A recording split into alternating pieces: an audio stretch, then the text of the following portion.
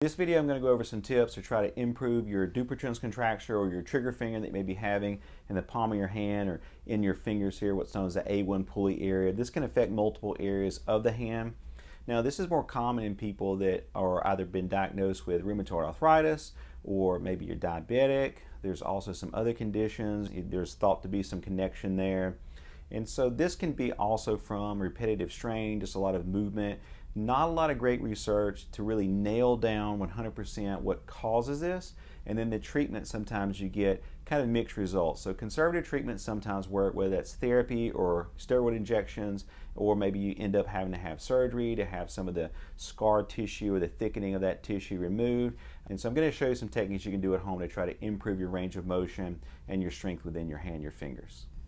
First thing we're going to do is wrist strengthening. So what I'm going to do is prop my forearm up here. We're going to go into wrist extension. You want to take a dumbbell that's fairly easy to use initially, and you're going to work on 2 to 3 sets of 10 to 15 repetitions going into extension. Then we're going to flip over into wrist flexion, and I'm going to come this way. The same thing, 2 to 3 sets, 10 to 15 repetitions. Sometimes this can be painful just to have the dumbbell resting in the hand in this area that's irritated. So if that aggravates it or irritates it, then you can stay away from that. But if you can tolerate it, wrist strengthening is a great place to start to try to improve overall function of the hand. Now we're going to work on finger extension. Now Dupuytren's contracture or trigger finger affects the palm or side. But as always, I like to work on the entire hand or the entire area, both the antagonist and the agonist. So the agonist is going to be the area in the palm where the actual movement's occurring of muscle contraction. And the antagonist is going to be the muscle group on the opposite side that performs the opposite action. So I just like to work on both areas. So I'm going to use these finger extension bands by Alpha Grips, and I'm going to go into finger extension, and I'd perform 2 to 3 sets of 10 to 15 repetitions of this. You can also move these down. You can keep them on the fingertips here. You can move them down different places on the fingers and just work on different areas. I do like these. They come in sets where you can kind of go through level 1, level 2, level 3. So that's really nice, and that's by Alpha Grips. Next is going to be finger strengthening. So I'm going to use one of these finger exercisers here. So what you're going to do is you're going to go, I'm going to start with my fingertips on the end and just kind of pushing down into this. There's different types of these or different resistance levels. I would start with one that's a fairly light resistance level initially. I'm going to go for 2 to 3 sets of 10 to 15 repetitions, and then I'm going to move this down to my fingers. I'm going to kind of work on that lumbrical grip, kind of going flat as best I can. You can't keep all the fingers or all the digits extremely flat with this. They're going to bend some, and that's normal. And again, I'm going to go for 2 to 3 sets of 10 to 15 repetitions. If this is too uncomfortable, putting too much pressure on the area, you can avoid this, and you can use other types of hand strengthening or finger strengthening tools. But again, this I like to start with at least out here on the end, going in, kind of mashing down like that. This tool is made by the Naboso company. I do like this because it has all these little splines that you see all over it here, little spikes. And I like this because what we're going to do is put it down right here. We're going to roll our hand around on it, our fingers around on it. Now, you're going to accomplish a couple of things here. Number one, we're providing that kinesthetic awareness because we know that inflamed tissue can lose kinesthetic awareness, that cortical mapping. So I'm just going to roll this around here, different directions. Plus, it feels pretty good. If you have a sensitive area or a tight area, all this tissue's tight, kind of feels good. That hurts so good to apply that pressure and roll around on that.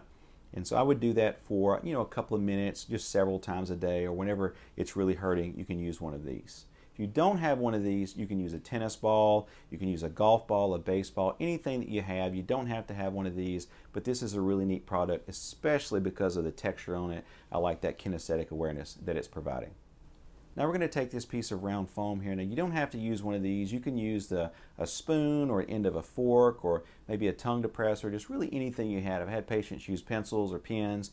And what you're going to do is you're going to take this just above the palm here, place it right here, stabilize it with the other fingers, and work on kind of just bringing your fingers over the top. You're just blocking those joints at the bottom.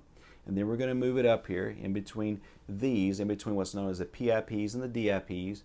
I'm going to kind of push in. I'm pushing in with my right hand to block this, and I'm going to kind of go around like that. Now you can do that just by just grasping like this and going over and blocking. So I'd start at the bottom, I'd move up one segment and go, and then you can move down to all the fingers where you're having issues. That's a great tendon gliding exercise. Now, if this is multiple fingers, that are involved, using something like this would do well because you can encompass and kind of treat all of them at the same time. Another thing you can do with this is you can take this and work on just rolling this down and rolling it out, rolling it down and rolling it out. And you can use a pencil or a pen to do this same thing. Again, a great tendon gliding exercise. And I would complete, whether it's this movement or the previous movements that you've seen, I would complete something between 2 to 3 sets of maybe 10 to 20 repetitions.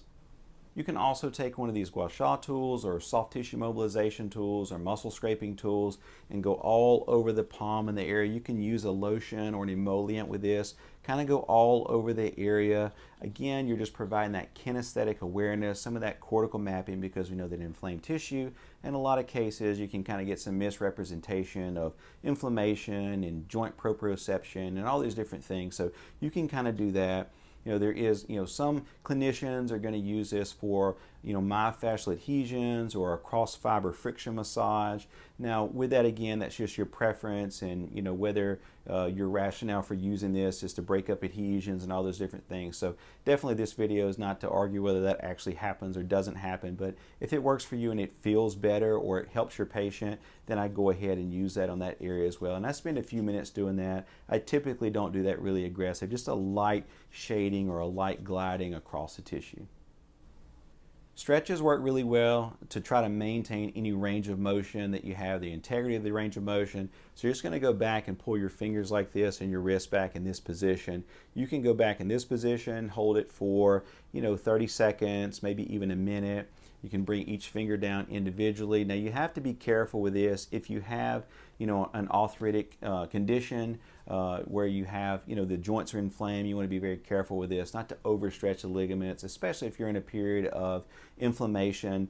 Aside from the Dupuytren's contracture, if you're experiencing an RA episode or a flare-up, you want to be careful, and you definitely wouldn't want to overstretch these ligaments going in this position.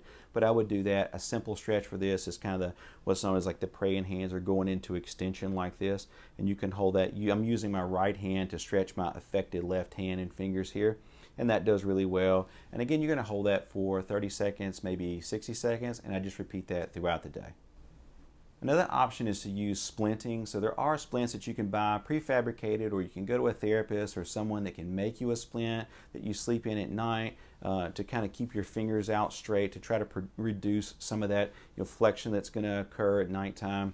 And so, that's something that you can try as well. Sometimes those splints can be painful. Just the pressure can irritate the areas. So if it's too painful or it's more harmful than not, then I would not use them. But again, it is an option that you can do to try to maintain the range of motion that you have. Hope this video helps to try to give you some ideas conservatively that you can do to try to help your trigger finger. As always, make sure you talk to your doctor before you perform any of these activities. If this doesn't get any better, sometimes you need to have a steroid injection, and sometimes surgery is recommended. Thanks so much for watching, guys, and I'll see you next time.